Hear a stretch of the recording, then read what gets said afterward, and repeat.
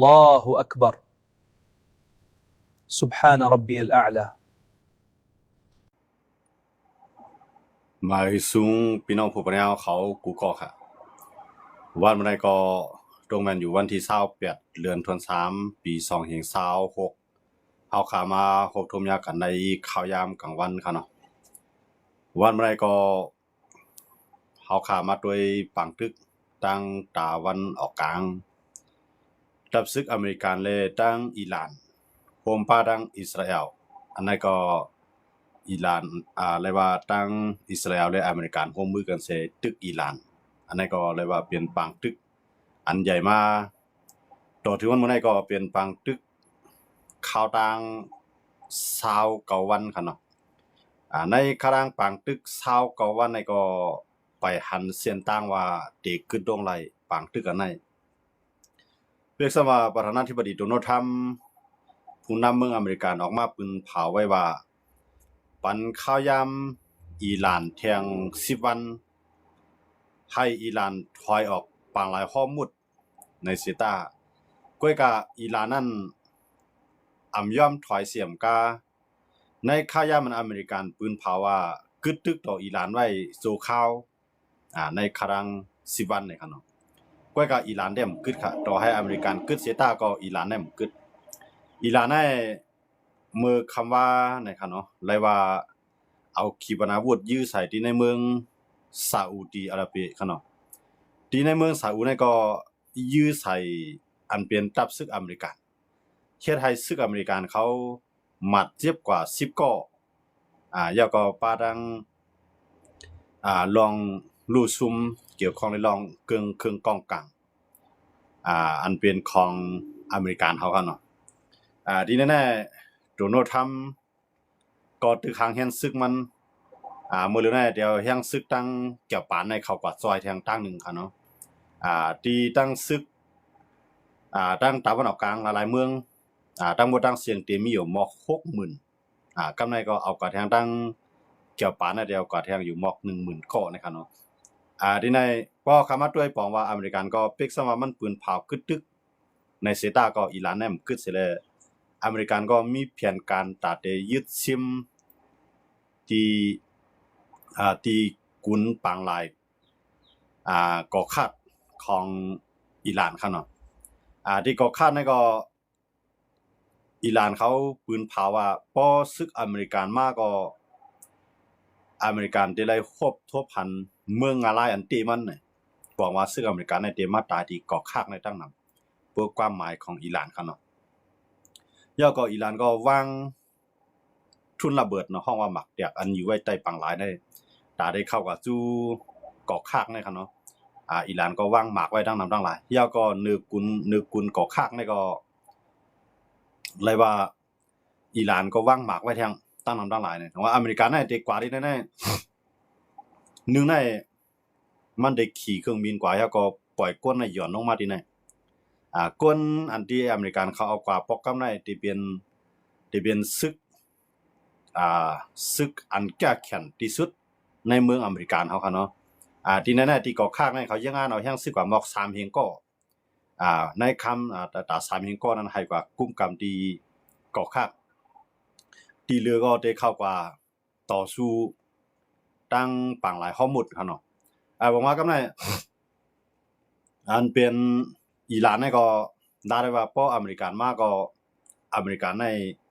ที่ไล่ทั่วพันเตียนำยามทบสิปอกนะอันนั้นเป็นอิหร่านเขาหลอกไว้ค่ะเนาะหลอกก็ว่าหยอกก็ป้ามื้อเร็วนั้นก็ตึกสืบตึกใส่ที่ซาอุเนาะซาอุในเป็นเมืองอันอเมริกันเขาเป็นโอ้ยลีจำใจกันซาอุดิอาระเบียในออกมาปืนเผาว่าเดี๋ยวแฮงซึกซอยอเมริกันเตรียมตีอย่าไปให้อเมริกันในขึ้นปังตึกในในครึ่งกลางปางตึกนะครับเนาะครึ่งกลางบางตึกได้หมายถึงว่าตึกเข้ามาตึกมาหมอกครึ่งกลางๆเนี่ยอย่าไปให้ได้กึดกว่าให้ตึกต่อบ่สุดต่อบ่ยาวให้อิหร่านในป้อร่วมโจมอันนั้นเป็นเจ้าจ่ายของซาอุออกมาปืนเผาครับเนาะกำไดอันเป็นอิหร่านก็รัดว่าเพราะว่าซาอุในเข้ามาควมปางตึกที่นี่ก็ซาอุได้1น้ำมัน2แก๊ส3 โรงเฮ็ดน้ำกินในคั่นนะ4โรงเฮ็ดเล็กใน4เป้าหมายในอิหร่านเตย่าลู่เหลียวไปตั้งเสียงอันเป็นเมืองซาอุนะตั้งตะวันออกกลางหลายเมืองคั่นเนาะใกล้ๆซาอุได้ไปซาอุได้รัฐว่าได้พร้อมหนุนหลังอเมริกันเต็มที่ตั้งการศึกตั้งแฮงเงินซาอุนั้นเป็นเมืองมหาเศรษฐีลงคั่นเนาะลองเงินได้คำเลยไม่ใจครับก้อยก็วันมื้อนั้นเขาไม่ใจลองว่าเขาได้มีอันเฮกังเมืองเขาไล่ให้พวกเมืองเขา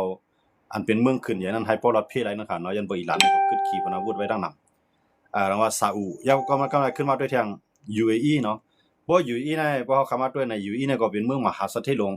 เมืองนึงเหมือนจะหนังดูไบครับเนาะเมืองหลวงของเขาในดูไบดินในเศรษฐีดังกำผาในอันเป็นเศรษฐีลงดังหลายครับเนาะดีกว่าอยู่ว่าดีดูไบครับเนาะที่เป็นเมืองหลวงของUAE ว่าชื่อยาวมันก็สหรัฐอเมริกาครับเนาะดินในก็อันเป็นเจ้าจ้ายของUAE เขาในก็ออกมาปืนเผานะมันนั่งใน2เมืองน่ะเป็นเจ้าจ้ายอุปเปิงของเมืองครับเนาะใน2เมืองน่ะมาได้เป็นซาอุเนี่ยมาได้เป็น UAE เนี่ย2เมืองน่ะจะเป็นเจ้าจ้ายอุปเปิงของเมืองคา2ก็เนี่ยออกมาปืนเผาพร้อมแต่ได้จุกอยู่ภายอเมริกันเสเลยต่อสู้ว่าได้เลยใจแห้งเงินก็คือมาได้เลยใจแห้งซึกก็คือเพราะว่าอิหร่านเนี่ยมันกึดเขาก็ได้อันต่อสู้ต่ออิหร่านเต็มที่เนี่ยกำใน2ก็เนี่ยยาก็ได้มาทางกาตาร์เนาะกาตาร์เนี่ยก็เป็นเมืองเศรษฐีเมืองนึงครับเมืองกาตาร์เนี่ยก็นะก็ก็ว่าญาอิหร่านน่ะยื้อใส่ในเมืองเขาย้อนเมืองเขาจังได๋เมืองเขาจังได๋มันเป็นเขาปานอเมริกันตั้งทัพซึกไว้ก็เมืองตั้งในอเมริกันก็จอยเข้าห่มรวมจึงเมืองเขานั้นเนาะกำในอิหร่านเฮาว่าเมืองหลายที่ปานอเมริกันตั้งทัพซึกก็เป็นผู้เขียนเฮาว่าเนี่ยอิหร่านเนี่ยมักมันจังนั้นก็อิหร่านน่ะยื้อใส่เมืองเขากำในนั้นมันจังนั้นมื้อนั้นกาตาร์ UAE ยาวก็ซาอุเนาะกำในที่มาทางโอมานครับ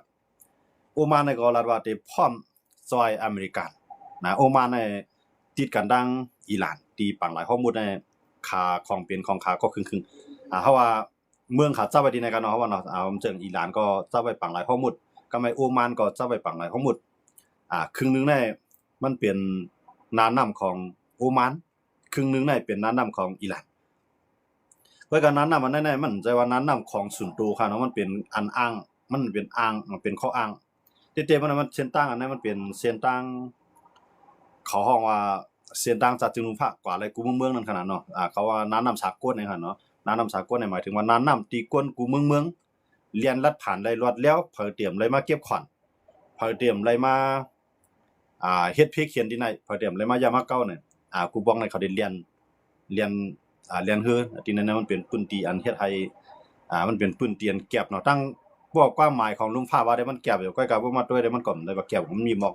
ตั้งกว้างมันได้มีหมอก33ลักคั่นเนาะ33ลักนี่ก็ได้ว่าแก็บมันก็ใกล้กับว่าเบิ่งตอนการซึ่งนั้นเพิ่นบอก33ลักนี่มันอยู่ไรกูตีเขาเนาะย้อนอะไรดองว่าอิหร่านให้เขามายึดที่นั่นโอมานก็บ่ใจที่นั่นน่ะโอมานก็ซ้ำที่ขึ้นนุนอเมริกันต่อสู้เนาะย้อนว่าจังนั้นดองว่าอเมริกันอันเป็นโอเลียอเมริกันในเมืองตั้งในเขารัฐว่าเขาได้อำปันอเมริกันในใจหน้าภาคกลางหาวของเขาเขาได้จุกอยู่ภายกลางมันก็เมืองตั้งได้มาที่เป็นซาอุใน UAE เนี่ยเขาก็รัฐว่าเตรียมปันอเมริกันในใจกลางหาวของเขานั่นคั่นเนาะมันจึงว่าใจตับกลางหาวมันจึงหลังใจเครื่องบินหน้าภาคกลางหาวเขาในเขาเตรียมปันในเมืองตั้งในเขามุ่งหวังว่าบ่คำปันอเมริกันอยู่ในเมืองใครใจเครื่องบินในอิหร่านเตรียมยิงใส่เขาเขาได้บ่นว่าจังได๋ค่อยกะว่ามื้อนั้นเขาปืดวันเตรียมตัวครับเนาะเหมือนจะหนังซาอุเขาอยู่อีเขาในอเมริกันตั้งทัพซึกไรก็เอาแฮงซึกในเขากับมังไรยาวก็เขาเดียวแฮงซึกเขาในจอยอเมริกันแท้งนะเพราะอิหร่านมันกึดเนี่ยก็การมื้อนั้นอิหร่านเนี่ยมันกึดครับเพราะว่าอิหร่านในเตระญาโอลีของอเมริกันในเข้าคมในปังตึกเนาะอันนี้เอาเดลัยด้วยว่าในครั้ง10วันในโดนัลด์ทรัมป์ปันค่ายาม10วันก็ตึกป่วนมา1วันไงอันเป็นอิหร่านในยื้อใส่เอาคั่นเนาะยื้อใส่ในเมืองซาอุก็รัฐว่าเพราะว่าอิหร่านยื้อมาใส่แทงให้เฮาได้ใจยังซื้อขึ้นตอบว่าเนี่ยว่านาซิตาก็ต่อเทิงมันได้ซาอุในไปตอบคั่นเนาะก็อเมริกันก็ตึกเย็นไว้ไปด้วยว่าโดนัลด์ทรัมป์ได้ครึ่งล้านหลายเพราะซึกมันหมดเลยเนี่ยมันลูกตั้งเมืองเกี่ยวปานนะครับเนาะลูกเอาตั้งสายเกี่ยวปานหลายๆเมืองเจิงเป็นเมืองอีหลีมันในตึกเข้ามาได้มุ่งหน้าเข้าสู่ปางหลายข้อมูลคั่นเนาะก็น่าได้เข้าสู่ปางหลายข้อมูลในซึกในได้เลยลูกตั้งโอมานเขาได้เลยลูกตั้งโอมานเข้ามาอยากก็ได้เลยลูกตั้งซาอุเข้ามาลูกตั้ง UAE เข้ามาเนาะ ตาได้เข้ามาจู่ปังหลายทั้งหมดยาก็ตาได้เข้ามาจู่กอกคักเส้นน่ะจะได้มาลูกในเมืองเขาจะได้เข้ามาย้อนเบอร์อเมริกันเนี่ยมันไกลนะเนาะแต่ว่าอเมริกันเนี่ยเอาแห้งซึกทั้งในเข้ากว่าต้องว่าพวกอเมริกันเอาแห้งซึกทั้งเกี่ยวปานเข้ากว่าในติจะอยู่เข้าดังบอก2 ถึง 3 วันนะครับเนาะเด็กก็ถึงที่บุญครับเนาะมันกว่าดังคือครับเนาะกว่าดังเครื่องบินแล้วก็ได้เข้ากับจู่ในเมืองซาอุเขาอยู่อีเขาจะได้เนาะเพราะว่าปางตึกในตึกเพราะว่าเข้มข้นเขาเนาะตึกว่าตึกข้าวแห้งขึ้นกูวันครับเนาะมันไปมีเสียงดังว่าติกึดลงไหลครับเนาะก็ในที่มีทางเมืองนึงอันออกมาปืนเผาไหว้ลังซาอุเขาอยู่อีเขากาตาร์เขาโอมานเขาปืนเผาว่าได้จอยอเมริกันในที่มีทางปาเลียนเนาะปาเลียนในก็ปืนเผาแล้วค่ะเนาะปาเลียนในก็ปืนเผาแล้วได้ใจเฮียงซึกเสจอยอเมริกันเต็มที่พร้อมตอนได้กวนปังอิหร่านให้ไล่มันจะนั่นปาเลียนในก็ยากกินน้ำเหมือนกันฮะย้อนเบอร์มีตับซึกอเมริกันและอิหร่านในยื้อใส่ในเมืองของมันเหมือนกันฮะกำในอิรักได้ไปว่าคือเต้ๆในอิรักในก็มีตับซึกอเมริกันเนาะอิหร่านก็ยื้อใส่ในเมืองอิรักในก็นำเหมือนกันใกล้ๆอิรักในไปดักเสียงย้อนเบอร์ในอิรักในมันมีไว้จุ่มยิบกองกลางจุ่มนึงนั่นนะเขาไปปลดต้องซื้อมันดีที่ในก็ที่มีจุ่มยิบกองกลางพร้อมได้ตึกอเมริกันอันอยู่ไว้ที่ในเมืองอิรักครับเนาะมันได้มีจุ่มอันปันแห้งอิหร่านจุ่มนึงก็ในมาได้เป็นปาเลียนในโอมานในซาอุใน UAE ในเขาจะในกาตาร์แทงเนาะเขาจะในก็ปืนเผาเยอะพร้อมได้จอยอเมริกันก็ในอิหร่านก็แล้วว่าเมืองหลายที่ปล่อยอเมริกันเข้ามาเฮ็ดปังตึกต่อเมืองอิหร่านในเมืองเส้นใน4โครงการใหญ่ๆของเขาใน1ในโรงน้ำมัน2มาในโรงแก๊ส3มาในโรงน้ำกิน4มาในโรงเลียกอันนี้ลำลองที่สุดในเขาเนาะตาได้เป็นโครงสร้างจึงเมืองนึงลูกในเรียกว่าโรงเลียกในก็ตาได้ก็เฮ็ดมากองในเนาะกูซึกูลองครับเนาะอันลำลองมันนั่นค่ะเนาะเรียกในมันตึกเขาป้าไว้อ่ะพวกมังเป็นโรงเลียกติมีลองทุ่มตื้อแทงก็ในมังเป็นน้ำกินในเขียนแห้งในเขียนกว่ากันใหญ่เอาค่ะเนาะพวกมังโรงน้ำกินตั้งตาวันออกกลางในกำน้ำในเมืองเขาในเขาได้มีโรงกันน้ำโรงแจ๊ดน้ำกินแล้วก็โรงแจ๊ดน้ำมันโรงแจ๊ดน้ำกินเนี่ยมันลำลองเลยซื้อโรงแจ๊ดน้ำมันทางค่ะเนาะน้ำกินเนี่ยมันคำจังหาได้เลยมากินเพราะว่ามีโรงแจ๊ดมันในค่ะเนาะยันเมืองเขาเนี่ยมันเปลี่ยนเมืองกินน้ำเอาน้ำปังไหลมาเฮ็ดเป็นน้ำจางน้ำปังไหลเนี่ยมันเจียมแล้วเนาะก็เลยเอามาแจ๊ดท้องให้มันเป็นน้ำจางแต่ว่าเมืองตะวันออกกลางเขาก็เมืองในเขาได้เอาน้ำปังไหลเนี่ยเขามากินเป็นส่วนใหญ่ก็ในอิหร่านว่าได้หายแบบน้ำจางเขาใช่ไหมนำโรงเฮ็ดน้ำเขาคุณดีๆเพราะว่าอิหร่านมังไลเต้เนาะเพราะว่าอิหร่านในมังไลเต้ใน1เมืองใน4โครงการใน4โครงการลงในอันนี้เดี๋ยวมีลองทุ่มเต้ๆก็ในเขาจะได้ก็ได้ใจเครื่องบินตั้งนำตั้งหลายค่ะเนาะเมืองไผเมืองบ้านให้ได้เขามายื้อใส่อิหร่านว่าอิหร่านในหมดแล้วในเพราะว่ามันเอาไล่ตือกันที่ไหนขี่ก็พัดเข้ามาจอยมันครับนะขี่ก็เดี๋ยวพัดเข้ามาจอยเพื่อขี่เข้ามาจอยได้ดีลีตัวอ่ะเพื่อขี่เข้ามาจอยได้ดีตัวที่เป็นปังตึกกันใหญ่ดิเพื่อขี่เข้ามาจอยในยุโรปเขาเนี่ยเดี๋ยวเลยเข้ามาจอยนะยันเมืองยุโรปไปตั้งอเมริกันเขาในเขาเป็นนักตัวคงเหมือนก็ในขี่เขาบอกขี่เข้ามาจอยในยุโรปในก็ดีเลยเข้ามาเพราะว่ายุโรปเข้ามาขี่เข้ามารัสเซียเข้ามาเมื่อนั้นเนี่ยจะเป็นตีเย็นเป็นปังตึกลุงตีเย็นเป็นปังตึกลุงครับว่าคำสั่งครับเพื่อขี่ย่อมเข้าค่ะเนาะเพราะมาด้วยขี่ได้แต่ได้ใจยังซึกเข้ามาจอยได้ไปแล้วมีเส้นตั้งมันหัวเวิร์กถูกมากก็ได้จังมากเกาหลีเหนือก็จังว่าอะไรครับเนาะว่าเกาหลีเหนือเนี่ยมันก็เอาอาซากวนเรียงหมักกองอยู่ครับนะเมืองเกาหลีเหนือในเขาไว้กาคันอาซากวนก็คือเขากวนในเรียกกองเอากวนในเรียกปิงหยานะเอาซึกเขาในกันเนาะเมืองตั้งก็มือปังตึกยูเครนในรัสเซียตึกกันเนี่ยอันเป็นคิมจองอึนในส่งแห้งซึกมันมา10,000นะหรือเมื่อว่าคาเหียงที่เหลือนั้นมาตายเอามาเรียกเอาปิงหยาของรัสเซียให้รัสเซียในมือจอยเขาเฮ็ดนิวเคลียร์มือจอยเขาเฮ็ดขีปนาวุธเอาก้นเขาในมาเรียกนะเนาะแต่เดี๋ยวเงินซื้อในเงินพ่อค่ะนะเงินพ่อกำไรเอาก้นในมาเรียกนะรัสเซียก็สำลูกก้นรัสเซียก็ลูกก้นเนี่ยเมื่อนั้นในเกาหลีเหนือเนี่ยเอาก้นมาเรียกก็มากองมือกว่าทั้งนำทั้งหลายแต่ว่ากำไรเกาหลีเหนือเนี่ยมันมีหมากองผมใจหมากองเนี่ยมันมีอ่ะนะหมากองอันต่างก็มันจะหนังรถไฟเนี่ยค่ะเนาะมันจะต่างกับเป็นต้อยกับปันรัสเซียค่ะเนาะก็กับมันก็เรียกเอาปิงหยาดิรัสเซียมาเรียกเอาปิงหยาให้รัสเซียในมาจอยมันเฮ็ดนิวเคลียร์อันมันอยู่ไกลโหลมนิวเคลียร์ว่าสังว่าจะได้หันเนาะคาสองก้อเนี่ยรัสเซียเลยเกาหลีเหนือในขามีเขาตกลงกันพวกการซึกเนี่ยพ พอตึกรัสเซียก็เหมือนตั้งตึกเกาหลีเหนือพอตึกเกาหลีเหนือก็เหมือนตั้งตึกรัสเซียเนี่ยขามีข้อตกลงอันนั้นน่ะก็ในตั้งขีดในตั้งเกาหลีเหนือในครับแล้วมีข้อตกลงอันนั้นน่ะครับเนาะเขาก็ตกลงว่าในพันธมิตรในการค้าขายหมักมือจิ้นยามปิงหญ้าเรียกปินกันอันจากไหนก็พวกเขียนยาบางตึกเลยเกาหลีเหนือที่เขาจอยอันนั้นครับแล้วมีข้อตกลงเพราะเกาหลีเหนือยาบางตึกขีดที่เขาจอยเนี่ยก็มันมีข้อตกลงกับรัสเซียเลยเกาหลีเหนือเนี่ยเขามีข้อตกลงกันไว้ครับเนาะเพราะตึกรัสเซียก็เหมือนตั้งตึกเกาหลีเหนือเพราะตึกเกาหลีเหนือมันตั้งตึกรัสเซียเนี่ยในเขาเลยมีข้อตกลงกันมาดังว่าก็ในเพราะว่ามื้อนี้อันเป็นตัวกลางมันได้เป็นอียิปต์เลยตั้งปากีสถานครับเนาะปากีสถานและอียิปต์เนี่ยเข้ามาอยู่กลางมาแล้วก็มื้อนี้การอุปโภคนั้นมันคืบหน้าอยู่ให้อเมริกันเขามีลองเย็นกันนิดนึงอย่าไปยื้อตายเป็นผู้นำอิหร่านเขา3ก้อเนาะ3ก้อเนี่ยอันเป็น1พ่องตางนอกเมืองอาบาดอัลชีแล้วก็จะเป็นทางก้อนึงในประธานาธิบดีของเขาทางก้อนึงเนี่ยจะเป็นประธานสภาใน3ก้อเนี่ยเพราะว่าปากีสถานเนี่ยมันย้อนอาซักไว้ในเขาจะในก็เรียบเต็มรอดเนาะย้อนในปากีสถานแล้วว่าเพราะว่าใครให้ปังอุโภกันคืบหน้าในย้อนไว้อาซัก3ก้อน่ะอย่าไปให้อิสราเอลเลยตั้งอเมริกันในยื้อเปียดเก็บเปียดนะฮะเนาะกับในอิสราเอลตั้งอเมริกันเขาเนาะเขา2ก้อในถอนเอาว่าใน3ก้อในปล่อยเขาเป็นภายอุโภให้เขาเป็นตัวแต้นใส่เขาอุโภกันนั่นคือปังตึกเตจังกึดไล่ตีเอาคา2-3ก้อนในตายตีไว้ 2-3 ก้อนในไว้ตาอุกับในอิสราเอลได้อเมริกันก็ถอนไล่จือเขาออกคั่นเนาะไล่จือตาได้ขาดตายนะคั่นนะไล่จืออันใส่ไว้ในตารางหนังไม้ส่งเมืองอะไรนั้นถอนออกเปียดปล่อยไว้ว่าให้เขาเป็นตัวอุโภนะอันนั้นเป็นปากีสถานก็ย้อนไว้คั่นเนาะอันเป็นประธานาธิบดีปากีสถานก็เข้ามากำเดียวคั่นเนาะดังว่าปังตึกที่นั่นแน่เพราะว่าเข็มเข้ารัสเซียมเข้า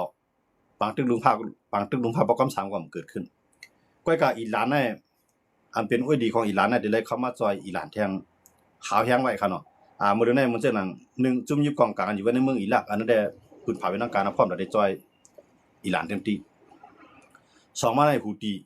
พร้อมได้มาปิกบังหลายเลี้ยงเพราะว่าฮูตีมาปิกบังหลายเลี้ยงแน่มันก็ได้จันตะวันตกในเข้ามามีปังตึกที่ในแถวยันบ่ทันเนี่ยเพราะว่าปิกแบบปังหลายเลี้ยงในตั้งจุ่มตะวันตกเขาในจุ่มยุโรปเขาในเพราะว่าเรียนคืออะไรที่ปังหลายเลี้ยงในมันจังหนังน้ำมันในแก๊สในโคของสินโคของการค้าทั้งหลายในจังเรียนมือถึงจังส่งมือถึงในเมืองยุโรปเขาอย่างว่าจังในยุโรปเขาเนี่ยได้เลยมาเอาปูนพรหนังคือฮูตีเนี่ยเตรียมยิบไรที่นั่นซิมไรที่ไหนเพราะฮูตีซิมไรปังหลายเลี้ยงทั้งในอิหร่านซิมมื้อนั้นอิหร่านเนี่ยมันซิมไรที่ปังหลายข้อมูลเราเขาหลุดหลายเมืองในป้อมแล้วขว้างของอิหร่านเนี่ยมีไผเรียนแล้วเพราะจุ่มเมืองไหลเรียนมาไหลย้อนอาขว้างไหลต่างราที่อิหร่านเนี่ยอิหร่านยื้อใส่ไหลกำเดียวครับนะปองว่าอิหร่านในกุ้มกำไรที่ข้อมูลนะครับแล้วก็ในอเมริกันในใจอิหร่านถอยที่ข้อมูลในครับเนาะใจถอยยาวก็ปันข้าวยาม10วันเนี่ยก็อิหร่านเนี่ยไปถอยใส่ก้าเนี่ยตึก10เพราะเมืองไหลเข้ามาก็พร้อมได้ตึกแบบแต่ได้ยื้อแบบป้อมย้อนอาขว้างเนาะพวกย้อนอาขว้างแฮป้อโหลดจ่ายป้อโหลดซื้อขายดอกกันก็ให้จ่ายเงินหยวนเงินเคอย่าไปจ่ายเงินดอลลาร์ของอเมริกันเนี่ยหลายๆเมืองก็อันเป็นอ้อยลีของอิหร่านนั่นก็วันกันจ่ายเงินเคที่อย่างในอิหร่านทำใจให้จ่ายเงินเคล่ะในย้อนเบอร์อิหร่านเนี่ยเอาใจใครในเข้ามาจอยมันเนาะก็เคในเข้ามาตัวเองในขายามหมดเลยได้มันไปดักเสียงสังลองว่าจอยจอยนั่นคั่นนะมันไปดักเสียงสังมันไปว่าจอยก็มันไปว่าจอยก็มันไปว่าก็การมันอันบางยี่ออกมาลาดอันเป็นห้องต่างของอเมริกันเขาได้ก็วังยี่ในอันเป็นห้องต่างของเขเขาวังยี่ในออกมาลาดว่าให้เย็นกันกูภายปังตึกในให้ขึ้นลงให้ไรเอาการอุบโอ้กันให้อุบโอ้กันกว่าอย่าไปเอาปังตึกเตียบตัดอันเป็นวังยี่ได้มาตกย้อนให้อิหร่านเนาะตกย้อนให้อิหร่านได้อเมริกันใน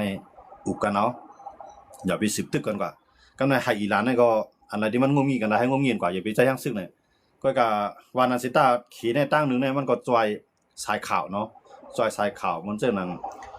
ตับอเมริกันเขามีดีแล้วมันเจอหนังตับตับอิสราเอลเขามีดีแล้วอันเป็นเกี่ยวกับลองโครงสร้างการซื้อเขานะครับเนาะขี่ในเอาตั้งหลาวเทียมมันไหนก็จอยไว้อยู่เนาะรัสเซียก็จอยไว้อยู่ที่ไหนจอยอิหร่านเขาเนาะเพื่อสมัครตัวเข้าไปเขามาซิตาสายข่าวเขาในเขาจอยไว้อยู่ยันว่าจะในอิหร่านเนี่ยว่ามันยื้อใส่เนี่ยมันก็ได้ยื้อเมียนไว้ยันว่ามันมี ลาวเทียมของขี่เขาลาวเทียมของรัสเซียเขาจอยไว้อยู่นะกว่าถูกดีละยืดดีเลยในข่าวที่ไหนเป็นรัสเซียเลยขี่ปันมาอยู่ขนาดก็ว่ายังซื้อเรื่องเขาไปมาเพราะว่า